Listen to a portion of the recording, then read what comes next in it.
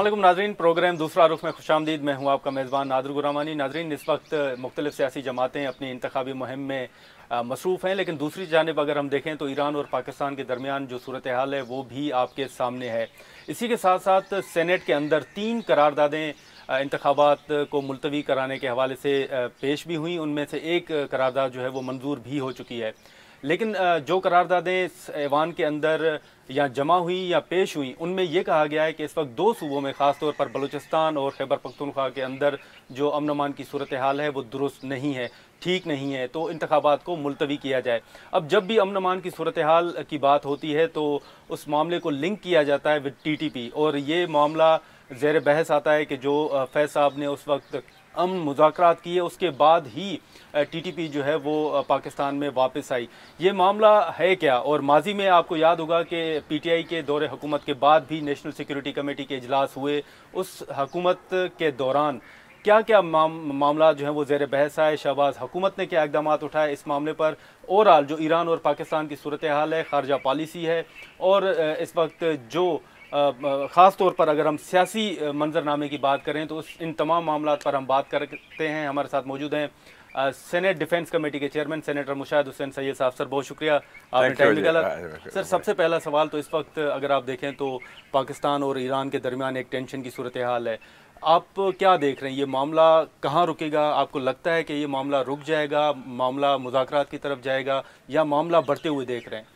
देखें जी, एक बहुत हैरानकुन बात थी और मैं समझता हूँ बहुत बड़ी हमाकत की ईरान ने कि बिला जवाज़ डायरेक्टली चढ़ाई कर दी, पाकिस्तान पर हमला कर दिया और अलम ऐलान किया। और हमला भी एक हैट्रिक ऑफ हमला है, इराक, सीरिया, पाकिस्तान, और कहा कि हम दहशतगर्दी के अड्डे हैं इन ममालिक में। और उसमें से 2 तो उनके हमसाए हैं, एक इराक भी हमसाया है ईरान का, और पाकिस्तान भी हमसाया है। तो इससे एक बड़ा शदीद रद्द-ए-अमल हुआ, क्योंकि अमूमन हमने देखा है कि ऐसे ख़तरात हमें हिंदुस्तान से आते थे। तो ईरान एक ब्रादर इस्लामिक मुल्क होने के नाते ये हुआ, तो उसका भी हमने फिर जवाब दिया, तुर्की ब तुर्की। और हमने तो बल्कि फोकस किया दहशतगर्दी के अड्डे जो हैं और उनके टेररिस्ट कैंप्स को, टेररिस्ट को, और किसी ईरानी बाशिंदे का कोई नुकसान नहीं हुआ, वो उन्होंने खुद तस्लीम भी किया। तो मेरे ख्याल में अब स्कोर सेटल हो गया है। अच्छा, हाँ, उन्होंने भी किया, हमारी तरफ से भी हुआ, रिस्पांस भी हुआ, क्योंकि ये तो रेड लाइन थी हमारे लिए भी जो क्रॉस हुई थी।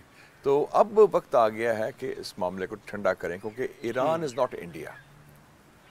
ईरान आपका है, पहला मुल्क था जिसने तस्लीम किया, हमारा स्ट्रेटेजिक डेप्थ आप वो कहते थे 65 और 71 वॉर्स में। तो ईरान के साथ हमें चाहिए और वो उनको भी चाहिए, दानिशमंदी का तकाजा है, ज़मीनी हक़ाइक़ का तकाजा है, और दोनों ममालिक के ताल्लुकात का तकाजा है कि हम मामला ठंडे करें, सुकून से मामला ठीक करें और डायलॉग शुरू करें। और शायद मेरे ख्याल में हम चाहिए एक कॉल कर दें बीजिंग में। अच्छा, चाइनीज़ वो हमारे भी दोस्त हैं, ईरान के भी दोस्त हैं, और उन्होंने आगे ईरान और सऊदी अरेबिया की सुलह भी कराई है। तो हम भी उनको रिक्वेस्ट कर दें कि जिन्हें पुल का किरदार अदा करें, और उनको चाहिए भी किरदार अदा करना। जो तेहरान और इस्लामाबाद के दरमियान पुल है वो वाया बीजिंग जा सकता है। तो आप समझते हैं कि सर जो पाकिस्तान ने जवाब दिया वो दुरुस्त है, देना चाहिए था? हाँ, वो माकूल है, दुरुस्त है, प्रोपोर्शनेट है, और जितना किया उतना कर लिया। और स्टेटमेंट में भी हमने कहा कि ये ब्रादर इस्लामी मुल्क है, हमारा कोई ऐसा इरादा नहीं था। लेकिन मुझे ये दुख हुआ कि मेरा ख्याल था कि जब ये ईरान ने किया उसके बाद कुछ माजरत या नदामत होगी, लेकिन उनके जो बयानात आए रात को, ख़ास तौर पर वज़ीर दिफा का, वो बड़ा एग्रेसिव था। जी ठीक है, हमारी सालमियत है, हमारी सिक्योरिटी है, तो हमारी, उनकी सिक्योरिटी है तो हमारी सॉवरेनिटी है। सर, एक जो मामला ज़ेर बहस भी आ रहा है वो ये है कि पाकिस्तान और ईरान के दरमियान मुआहदा भी है जो माजी में हुआ, 2012 या 13 में हुआ, फरवरी 2013। आप समझते हैं कि ये हमला उस मुआहदे की खिलाफ वर्जी है? जी बिल्कुल, ये है पाकिस्तान ईरान सिक्योरिटी एग्रीमेंट। ठीक है, और ये साइन हुआ था पीपल्स पार्टी के दौर में, ज़रदारी साहब के ज़माने में, जब वो थे फरवरी 2013 में। और मैं बल्कि उस मुआहदे को मैं पढ़ भी रहा था फिर कल भी रात को, तो उसमें बड़ा वाज़ेह है, एक शिक है दहशतगर्दी के हवाले से कि अगर कोई ख़तरा हो मुश्तरका तो हम साइमल्टेनियसली या मुश्तरका ऑपरेशंस कर सकते हैं, मशावरत, बामी मशावरत के बाद मिल के। ना कि एक तरफा किया जाए किसी बगैर किसी इत्तला के, बगैर और किसी और मुल्क की सरहदें पार करके। तो वो उस जो बुनियादी एग्रीमेंट है जिस पर दस्तखत हैं ईरान के भी, तो वो इन्होंने उसकी खिलाफ वर्जी की है। लेकिन मुर्शद साहब और यूएन की भी खिलाफ वर्जी की है, चार्टर की, इंटरनेशनल लॉ की भी की है, और हमारी सालमियत की भी की है। लेकिन हमने देखा है मुर्शद साहब कि माजी में हमेशा फॉरेन पॉलिसी पे बड़े सवालात उठते हैं। रज़ा रब्बानी साहब की तकारीर आपके सामने हैं, बिलावल साहब जब अपोजिशन में थे उनकी तकारीर आपके सामने है कि फ़ॉरेन पॉलिसी बनती कहाँ है। फ़ॉरेन पॉलिसी को अब आप कहाँ देख रहे हैं? 2024 में फ़ॉरेन पॉलिसी कहाँ होगी? मेरे ख्याल में पाकिस्तान के लिए काफ़ी चैलेंजेस हैं। तो देखे ना, इस खत्ते में ज़्यादा चैलेंजेस हैं। हमारा ख्याल था कि थोड़ा सा सुख का सांस लेंगे। अमेरिका कई सालों के बाद इस खत्ते से चला गया अगस्त 2021 में, और हिंदुस्तान अपने कामों में मसरूफ़ है इलेक्शन के हवाले से, और सीपैक भी आगे चल रहा है कि कनेक्टिविटी होगी। लेकिन चार जो हमारे हमसाए हैं, चीन के अलावा हिंदुस्तान, अफ़गानिस्तान और ईरान, तो तीनों से तो ताल्लुकात कशीदा हैं। और ख़ास तौर पे अफ़गानिस्तान में तब्दीली के बाद भी कशीदगी बढ़ी है, और इलाके में दहशतगर्दी भी बढ़ी है। तो ये मेरे ख्याल में बड़ा लम्हा फ़िक्रिया है हमारे लिए कि अगर हमने इस्तेहकाम लाना है इस खत्ते में, पाकिस्तान के अंदर लाना है, तो अगर इस किस्म के ताल्लुकात होंगे कि नौबत आ जाए हमलों की भी और धमकियों की भी। ईरान, अफ़गानिस्तान के साथ तो धमकियाँ हैं अभी तक, ईरान के साथ तो बाकायदा हो गया क्रॉस, और हिंदुस्तान का आपको पता ही है उनका क्या रवैया है। जैसे हम मुज़ाकरात की बात कर रहे हैं, तो भारत के हवाले से माजी में भी आपको याद है कि मुज़ाकरात होते रहे हैं तमाम इख्तिलाफ़ात और इस सारी सूरत हाल के बावजूद। तो अभी भी आप समझते हैं कि माहौल ऐसा है कि भारत के साथ भी बातचीत हो सकती है, हाथ बढ़ाया जा सकता है? मेरे ख्याल में अगर ताली दो हाथ से बजती है, क्यों नहीं। मेरे ख्याल में इलेक्शन में हो जाए इंडिया में, हो सकता है कि मोदी का रवैया शायद थोड़ा सा तब्दील हो जाए। अच्छा, मसला तो उस एंड पर है ना, हमारी तरफ से तो नहीं है। हमारी तरफ से तो कोशिश की गई, चाहे हमारी सियासी जमातें हों, चाहे हमारी हुकूमत हो, चाहे हमारी फ़ौजी इस्टेब्लिशमेंट भी हो।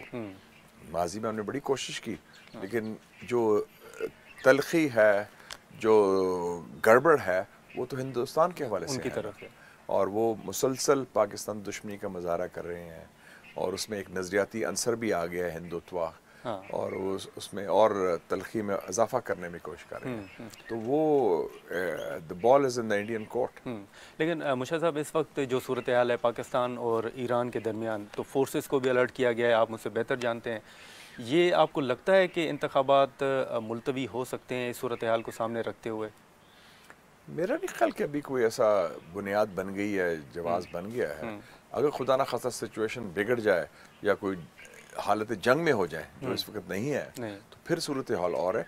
लेकिन इस वक्त एज वी स्पीक मेरा नहीं ख्याल कि कोई ऐसा जवाज़ है जिसमें इलेक्शन मुतासर हो सकते हैं सरदी सूरत हाल की वजह से। हाँ, इसके साथ साथ जैसे हमने करारदाद का जिक्र किया, आपको याद है कि ANP हो या दीगर जमातें हों, वो बलूचिस्तान और खैबर पख्तूनख्वा की सूरत हाल, TTP का जिक्र भी करते हैं। हुकूमत का मौक़िफ़ आपके सामने है कि इन सियासी लीडरान को थ्रेट्स हैं। इमरान खान की हुकूमत के बाद भी नेशनल सिक्योरिटी कमेटी के इजलास हुए, TTP के हवाले से ब्रीफिंग दी गई, जिसमें आप भी मौजूद थे। आप बताएंगे कि शहबाज शरीफ साहब की हुकूमत के दौरान क्या ब्रीफिंग दी गई, TTP के हवाले से उनका क्या मौक़िफ़ था? लेकिन इमरान खान की गवर्नमेंट तो ख़त्म हो गई थी अप्रैल 2022 को। बिल्कुल ठीक है ना। और ये जो हमें ब्रीफिंग दी गई थी नेशनल सिक्योरिटी कमेटी की, हाँ, उनके जाने के बाद, वो थी 5 जुलाई 2022 को। अच्छा, इस्लामाबाद में कौमी असम्बली में। सही। उस ब्रीफिंग में थे DG ISI जो मौजूदा हैं, उस ब्रीफिंग में थे साबिक आर्मी चीफ जो अब बाजवा साहब, जनरल बाजवा साहब, और जनरल फैज़ उसके कोर कमांडर थे पेशावर। तो उनकी ब्रीफिंग थी ये। ख़ास तौर पर जो टॉक्स की बात है TTP के साथ और ओवरऑल सिक्योरिटी सिनारियो है, तो उसमें काफ़ी जामे ब्रीफिंग थी और कुछ सवालात भी किए गए। बिलावल ने सवाल किया, मैंने किया, सेनेटर मुश्ताक ने किया, मोहसिन दावर ने किया। के अपने तहफ़्फ़ुज़ात भी और ख़दशात भी कि क्या है, कैसे आगे बढ़ेंगे, ये गुफ्तगू हो रही है तो इसका एंड रिज़ल्ट क्या होगा, ठीक है, इसका गारंटर कौन होगा, इसके नतीजे में पायदार अमन आएगा कि या बिल्कुल ही नहीं आएगा? तो नहीं आएगा। तो मेरा तो व्यू यही रहा है, मैंने भी उधर कहा था, मैं क्या हमारी पॉलिसी एक्सट्रीम्स में चली जाती है, या हम लेट जाते हैं या हम लड़ पड़ते हैं। तो सर उस वक्त क्या सोच थी उनकी? उसको क्या सोच थी कि जी गुफ्तगू होनी चाहिए टीटीपी के साथ और मुज़ाकरात होने चाहिए। उस वक्त की फौजी इस्टेब्लिशमेंट की ये सोच थी। तो आप समझते हैं कि सारा मलबा जनरल फैज़ साहब के ऊपर गिराना दुरुस्त अमल है कि वो काबुल गए, वही वो उनकी एक तस्वीर का जिक्र होता है, आप समझते हैं कि सारा कसूर उनका है अगर टीटीपी इस वक्त पाकिस्तान में मौजूद है? तो मेरे ख्याल में वो डिपेंड करता है सिचुएशन पर। वो मुश्तरका फ़ैसला था गालिबन कि मिलिट्री हाई कमांड का, जिसको वो अमल दरामद कर रहे थे। ठीक है। तो लेकिन सर इसी के साथ साथ आप देखें तो लापता अफराद का जो मामला था वो भी उस मीटिंग में ज़ेर बहस आया था। यस। आपको लगता है कि बल्कि वो मैंने रेज़ किया था और सेनेटर मुश्ताक ने रेज़ किया था। अच्छा। लापता अफराद का। अच्छा। तो हमने कहा कि ये पाकिस्तान के जो नाम है, पाकिस्तान का इमेज इस पर धब्बा है। और आपको पता ही है कि कायद आज़म मोहम्मद अली जिन्ना ने तो बरतानवी साम्राज्य के दौर में भगत सिंह, जिसको बरतानवी साम्राज्य दहशतगर्द कहते थे, उसके लिए आवाज़ उठाई थी इंपीरियल लेजिस्लेटिव काउंसिल में। तो क्या उसके भी इंसानी हकूक़ है। तो मैं क्या, हमारा तो ह्यूमन राइट्स के हवाले पर ये ट्रैक रिकॉर्ड है। और जनरल बाजवा ने कहा कि जी हम चाहते हैं कि आप कुछ कानून साजी करें ताकि अगर हम दो इश्यूज़ पर, दो इल्ज़ामात पर बंदे उठा सकें या पकड़ सकें, अरेस्ट कर सकें। एक है दहशतगर्दी, दूसरा है जासूसी। और उनको अरेस्ट करने के बाद 48 घंटे के बाद हम पेश करेंगे कोर्ट्स में। ओके। और उनका फिर मुकदमा हो, और जो मुकदमे में निकले दूध का दूध पानी का पानी। तो मैंने उसको भी कहा था उस ब्रीफिंग में, मैंने कहा प्राइम मिनिस्टर साहब मौजूद हैं, शहबाज साहब, तो ये फैसला कर लें, बड़ा अच्छा है। ये ऑफर आई है जनरल बाजवा से, तो अच्छी पॉजिटिव बात है। लेकिन सर इसी पे मैं आपसे सवाल करूंगा, लेकिन यहाँ पर इजाज़त दें तो एक शॉर्ट ब्रेक लेते हैं। प्रोग्राम में दोबारा खुशामदीद। मुशर्रफ साहब, जैसे लापता अफराद का मामला अभी भी आप देखें तो कैंप लगे हुए हैं, एहतजाज भी हो रहे हैं, पार्लिमान के अंदर भी ये मामला उठा। आप समझते हैं कि उस वक्त अगर बाजवा साहब ने ये ऑप्शन दी तो शहबाज साहब ने इस पर कोई एक्शन नहीं लिया? 16 माह में आप समझते हैं कि कानून साजी हो सकती थी, जो मशवरा दिया गया, या उसको संजीदा नहीं लिया शहबाज साहब ने? मैं समझता हूँ कि ये जो 5 जुलाई 2022 को जो ब्रीफिंग में आर्मी चीफ ने कहा जनरल बाजवा ने कि हम तैयार हैं, कानून साजी करें और एक लीगल फ्रेमवर्क बन जाए, तो ये ऑफ़र ले लेना चाहिए था उस वक्त की गवर्नमेंट का।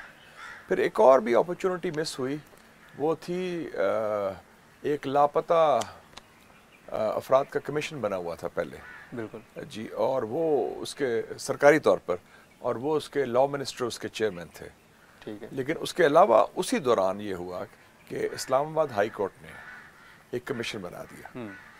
जस्टिस अतर मनिल्ला साहब थे chief justice Islamabad high court, और उन्होंने खुद नॉमिनेट किया सरदार अख्तर मेंगल को as the head of the commission, और मेरा भी नाम था उसमें। सेनेटर अफराज साहब खटक साहब, कामरान मुर्तज़ा साहब, रज़ा रबानी साहब और असद उमर साहब, और उसमें और भी थे, नासिर महमूद खोसा साहब और डॉक्टर फैज़ हैं उनसे एलम्स की, तो उनसे सारा ये किया गया।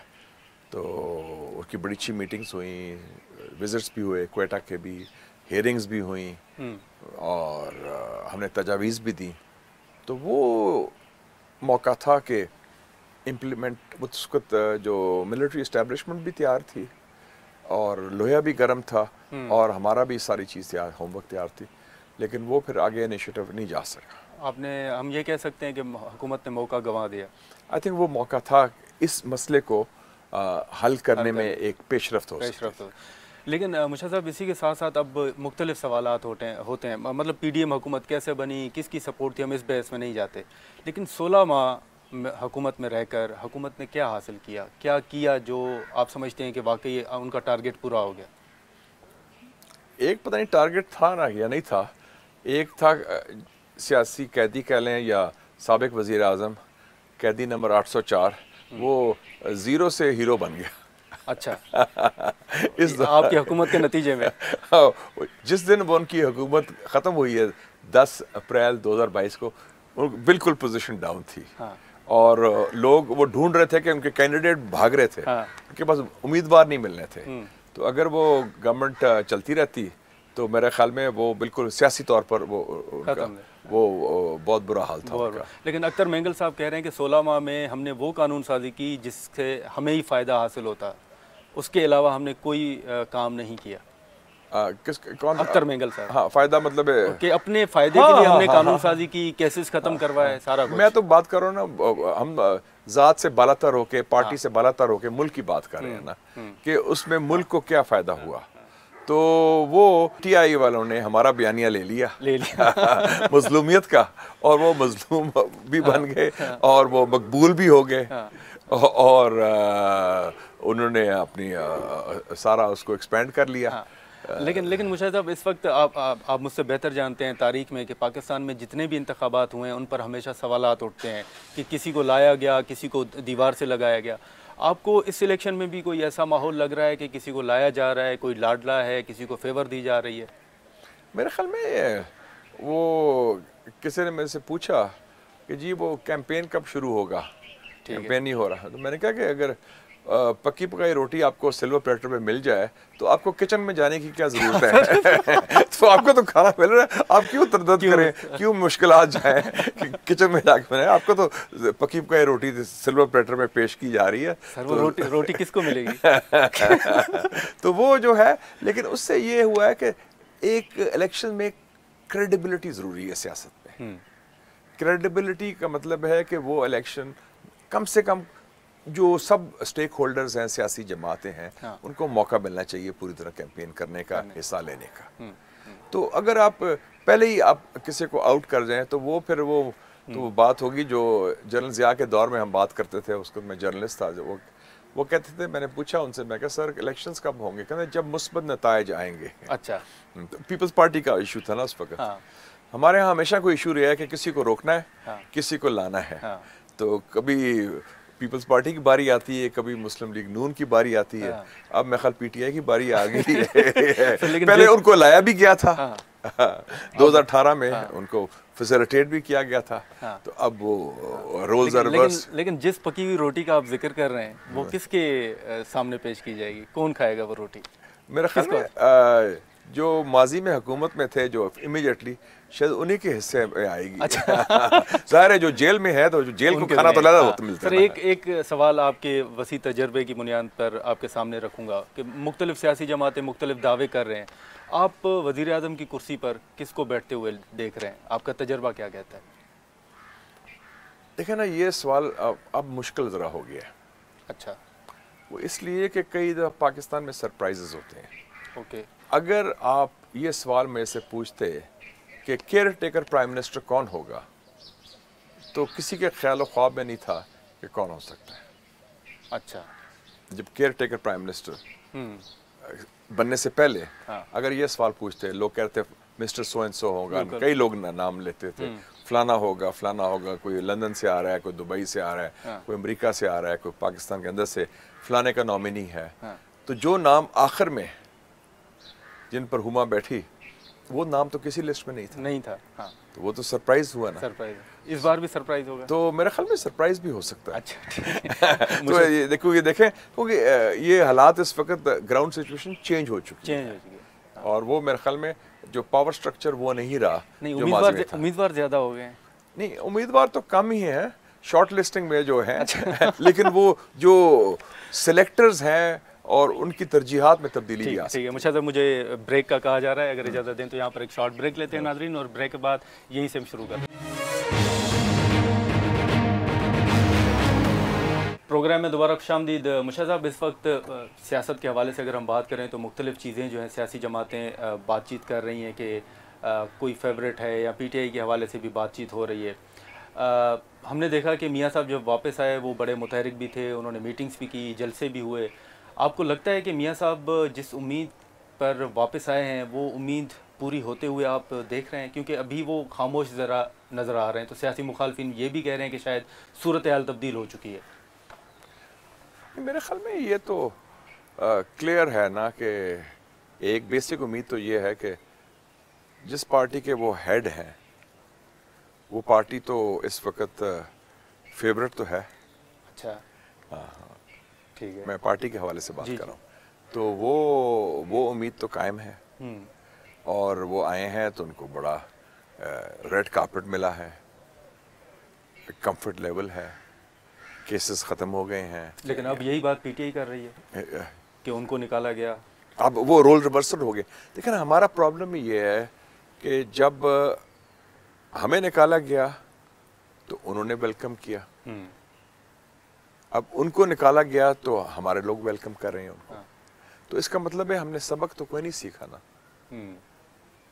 और हमारी पॉलिटिक्स तो फिर वो 1990s की पॉलिटिक्स की तरफ चली गई है ना, कि वही है, बारियां ले, एक आता है एक जाता है, रिवॉल्विंग डोर, बारियां लेना। एक बारी थी पीपल्स पार्टी की, फिर नून की, फिर पीपल्स पार्टी की, फिर नून की, 4 दफा हुआ ना। तो आप समझते हैं कि ये भी मंसूबे के तहत ही बारियां चल रही हैं? नहीं, मंसूबे के तहत नहीं। इसमें हमारे भी एक प्रॉब्लम है कि सियासी जमातों में रूल्स ऑफ द गेम नहीं बन सके। ठीक है। हम सियासी इख्तलाफ को ज़ाती दुश्मनी में तब्दील कर रहे हैं, और हम कहते हैं ठीक है जी, हमारा दुश्मन है ये, सियासी मुखालिफ नहीं, ये हमारा दुश्मन है, इसको तहस नहस कर दें, इसका बिल्कुल। तो वो आप नहीं कर सकते। सियासतदान को आप सियासी तौर से हरा सकते हैं। हमारा क्या ट्रैक रिकॉर्ड है? जुल्फ़िकार अली भुट्टो को फांसी दी गई जो नाजायज थी, जुडिशल मर्डर था। जितनी देर ज़ियाउल हक रहा, पीपल्स पार्टी को रखला मिलता रहा। 17 अगस्त 1988 के बाद इलेक्शन हुआ, पीपल्स पार्टी पावर में आ गई। हालांकि उस वक्त की एस्टेब्लिशमेंट ने IGI बनवाई, उनको रोकने की कोशिश की, वो फेल हो गए। तो वो ये जो है ना, हम रिवर्स करते हैं तो हम सबक नहीं सीखते। मियाँ साहब के हवाले से आपने बिल्कुल दुरुस्त बात की, लेकिन अगर आप ट्रैक रिकॉर्ड देखें या मियाँ साहब की सियासत देखें, माजी को अगर सामने रखते हुए, बतौर सेनेट डिफेंस कमेटी, आपको लगता है कि मियाँ साहब मौजूदा अस्करी क़यादत के साथ चल सकेंगे? नहीं, मेरे ख्याल में इसको एक बुनियादी फैसला हो गया है। चाहे पार्टीज जो PDM की हैं या चाहे वो PTI भी है, सब ने ये फैसला किया है कि हमने अस्करी क़यादत के साथ चलना है। हाँ, कोई उसमें मुख्तलिफ पेजेस नहीं है। मेरा ख्याल में, मुझे याद है कि जब मैं जर्नलिज्म में था तो मैंने मजाक से कहा था कि ये सियासी जमातें पाकिस्तान में कहती हैं कि the road to Islamabad lies through Washington. अब लगता है कि लोगों का ये यकीन हो गया कि the road to Islamabad lies through Rawalpindi. और वो सब उसमें मुतमिन है। अच्छा। सब उसमें क्लियर है, इसमें कोई फ़र्क नहीं है। अच्छा। जो सिस्टम में हैं, जो ख्वाहिशमंद हैं इलेक्शन लड़ने में या इक़्तिदार में आने में, वो सब इस हवाले से एक इनफॉर्मल, आप कह लें कंसेंसस कह लें, आप कह लें कि इतराफ़ कह लें, या वो रजामंदी कह लें कि आप वो ठीक है कि ये तो है ही है। और एक और चीज़ है कि पाकिस्तान में जब एक ज़माने में सिस्टम था 1990s में ट्रॉयका का, president, prime minister, army chief, है ठीक है, जनरल ज़िया के बाद ट्रॉयका बना। फिर ट्रॉयका के बाद जब 8th अमेंडमेंट ख़त्म हुई तो हमने कहा कि ये सिस्टम बन गया हाइब्रिड, जिसमें वो होता था कि कुछ मिलिट्री इस्टेब्लिशमेंट का भी रोल था, बाकी पॉलिटिकल इस्टेब्लिशमेंट ज़्यादा आगे होती थी। अब सिस्टम लग रहा है कि एक और तरीके से आगे हाइब्रिड प्लस, जिसे मैं कहता हूँ। हाइब्रिड तो हो, हाइब्रिड प्लस। तो हाइब्रिड प्लस में वो ज़रा इट इज़ मोर खाकी कलर्ड सिस्टम। लेकिन सर खाकी वैसे भी पॉपुलर कलर है। लेकिन आपको लगता है कि ये जो इंतखाबी नतायज हैं, अब ये बात भी की और वो उसमें देखें ना, अब आर्मी की हमेशा मिशन स्टेटमेंट रही है कि वो कौमी सलामती, कौमी दफा की वो उसका बुनियादी रोल है। अब जो है वो मुझे लगता है कि स्टेट स्टेबिलिटी, गवर्नेंस, डेवलपमेंट, ये भी शामिल हो गए, क्योंकि इतने एक ट्रैक रिकॉर्ड है नाकामियों का, नालायकियों का। तो आपने देख ही लिया, पिछले 6 सालों में 6 वज़ीर आज़म आए, 2017 से 2023 तक 6 वज़ीर आज़म आए। उसमें से वज़ीर आज़म बनने के बाद 3 जेल भी गए और 2 सॉफ्ट कूज भी हुए। तो अब वो उसमें मेरे ख्याल मिशन स्टेटमेंट में आप ऐड कर लें डेवलपमेंट, उसमें आ गया strategic investment facilitation council as a window operation, जिसमें इन्वेस्टमेंट आती है। फिर आप एग्रीकल्चर भी शामिल कर लें, फिर आप नैब, नादरा, तो वो दायरा जो है वो वसी हो गया है। आप इसको सपोर्ट करते हैं सर? मैं समझता हूँ कि कम से कम स्ट्रेटेजिक इन्वेस्टमेंट फैसिलिटेशन काउंसिल तो मैं समझता हूँ ठीक है, अच्छा आइडिया है। अच्छा, क्योंकि एक हमने कहा था कि वन विंडो ऑपरेशन होना चाहिए। हाँ। सीपैक की बुनियाद में हमने एक बात की थी कि वन विंडो ऑपरेशन होगा। सीपैक 10 साल के बाद भी वन विंडो ऑपरेशन नहीं हो सका।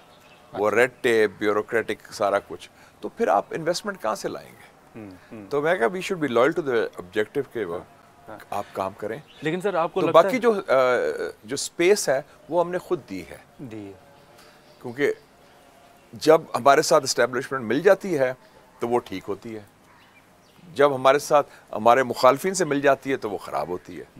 तो असूली मौक़िफ़ तो नहीं है ना, नहीं है। वो तो है कि जी हमें कौन हेल्प करेगा कुर्सी में आने को, इक़्तिदार। So it's not about principles, it's about power.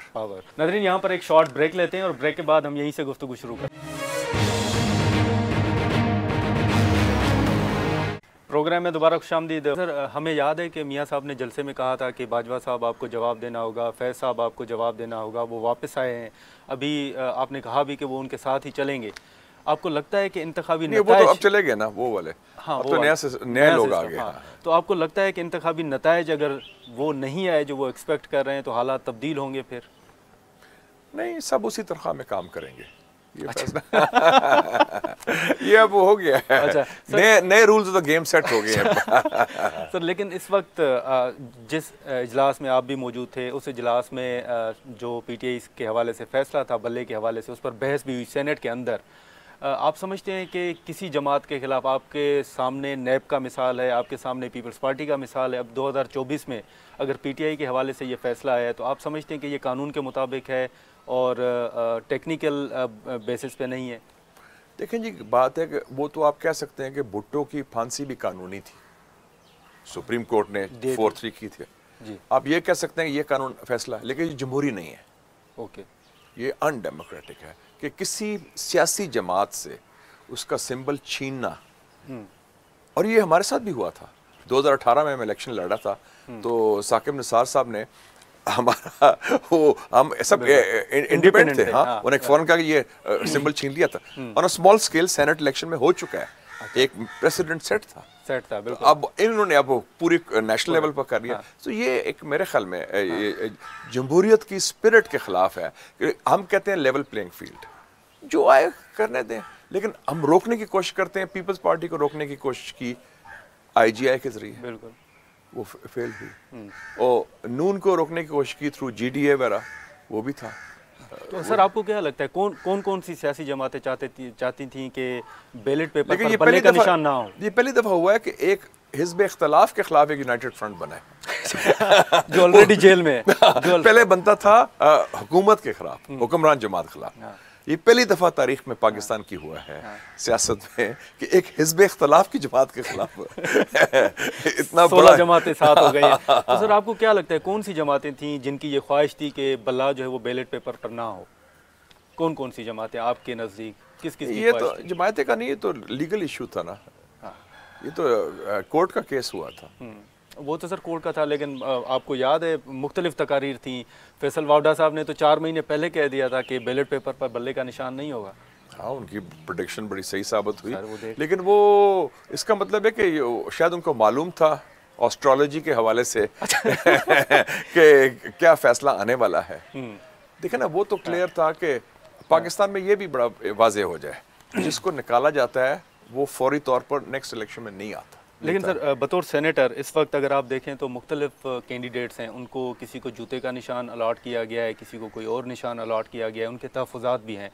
आप समझते हैं कि उन उम्मीदवारों के तहफ़्फ़ुज़ात दुरुस्त हैं कि जूते का निशान दिया गया है या दीगर निशानात दिए? मेरे ख्याल में दुरुस्त है। देखिए ना, वो काम जो गलत काम है वो गलत काम है। लोग आप किसी भी हरबे से वो चाहते हैं, ये पीपल्स पार्टी से भी होता रहा माजी के दौर में कि वो तलवार ले लो, कोई और कन्फ्यूजन डाल दो, तीर दे दिया, दूसरा कर दिया, तो वो वो हरबे इस्तेमाल किए जाते हैं। तो ये क्लियर है कि ये इलेक्शन पीटीआई का नहीं इलेक्शन। ओके। सो जो पीटीआई के मुखालिफिन हैं उनके इलेक्शन है। तो सर हुकूमत वही बनेगी जो पीडीएम की तरह थी कि सबका हिस्सा होगा? मेरे ख्याल में एक कमज़ोर कोalition गवर्नमेंट बनेगी। अच्छा। जिसमें उसी किस्म का लोग शामिल होंगे जो माजी की गवर्नमेंट। लेकिन सर अब दो मुख्तसर आपसे सवालात होंगे कि इस वक्त अगर आप देखें तो मुख्तलिफ सियासी जमातों से लोग अलग भी हो रहे हैं। हमने देखा कि जावेद अब्बासी साहब का बयान आप देख लें, मेहताब अब्बासी साहब ने बाज़ाब्ता प्रेस कॉन्फ्रेंस कर दी, शाहिद खाकान अब्बासी साहब आपके सामने हैं, मिफ्ता इस्माइल साहब। आपको लगता है कि ये लोग जो इतने करीब रहे, वज़ीर आज़म के ओहदे पर रहे, वज़ारत उज़्मा के ओहदे पर रहे, वो क्यों सर अलग हो रहे हैं पार्टी से? गौस अली शाह साहब का भी जिक्र कर दें आप। जी सर, पीपल्स पार्टी के कई लोग हैं नाराज़ हैं। जावेद हाशमी साहब का भी, जावेद हाशमी साहब का आप देख लें। ये होना तो नहीं चाहिए, क्योंकि जो भी सियासी जमात होती हैं वो रेनबो की तरह होती हैं। वो एक हसीन इम्तजाज होती हैं, एक तजर्बेकार पुराने सियासतदान जिसे कहते हैं और नौजवानों के साथ। लेकिन पार्टी के अंदर हम जमहूरियत बर्दाश्त करने को तैयार नहीं है। कि वो तनकीद क्यों कर ली सर? वे पार्टीज के अंदर जमहूरियत की आपने बात की, तो इंट्रा पार्टी इलेक्शंस के हवाले से आज अगर पीटीआई मुश्किल में है, अगर मैं आपके सामने मुख्तसर सवाल रखूं कि इसी तरह चेक एंड बैलेंस या इसी तरह स्क्रूटनी नून की हो, पीपल्स पार्टी की हो या एएनपी की हो, तो नताइज क्या होंगे? मेरे ख्याल में पाकिस्तान में तो इंट्रा पार्टी इलेक्शन सवाए जमात इस्लामी के कहीं नहीं तो सारे वो तो ऐसे ही होते हैं कि नॉमिनेशंस होती हैं।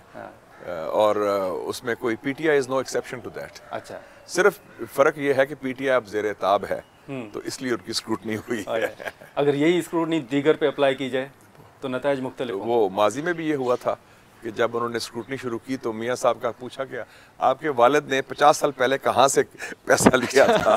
तो वो हमारे हाथ तो यही होता है, वो बाप दादा तक पहुँच जाते हैं। सर एक आखिरी सवाल कि अभी जो सेनेट में बतौर सेनेटर आप रिटायर भी होने जा रहे हैं, आपका सियासी मुस्तकबिल क्या होगा? अगर आप बता सकें कि रिटायरमेंट के बाद आपका क्या सियासत से वाबस्ता होंगे, क्या इरादा है? मैं एज़ मुशाहिद हुसैन, मैं पब्लिक फ़िगर हूँ, मैं सहाफ़ी भी हूँ, मैं सियासत में भी हूँ, मैं थिंक टैंक में हूँ, मैं पाकिस्तान की नुमाइंदगी भी करता हूँ बैनुल अक़वामी फ़ोरम में, मुख्तलिफ़ कैपेसिटी में जो मैं इलेक्टेड हूँ। तो वो मैं किरदार पाकिस्तान के लिए, पाकिस्तान की आवाम के लिए और मुस्लिम उम्मा के लिए इंशाअल्लाह ज़ोरदार तरीके से बुलंद आवाज़ के साथ अदा करता रहूँगा। कल मैं हक कहेंगे जो हमने माजी में भी कहा है और अब भी इंशाअल्लाह टिका के कहेंगे। ठीक, बहुत शुक्रिया सर, आपने टाइम निकाला। नाज़रीन, मुशाहिद हुसैन सैयद साहब की गुफ्तगू आपने सुनी। आज के प्रोग्राम में इतना ही, इजाज़त दीजिए, अल्लाह हाफ़िज़।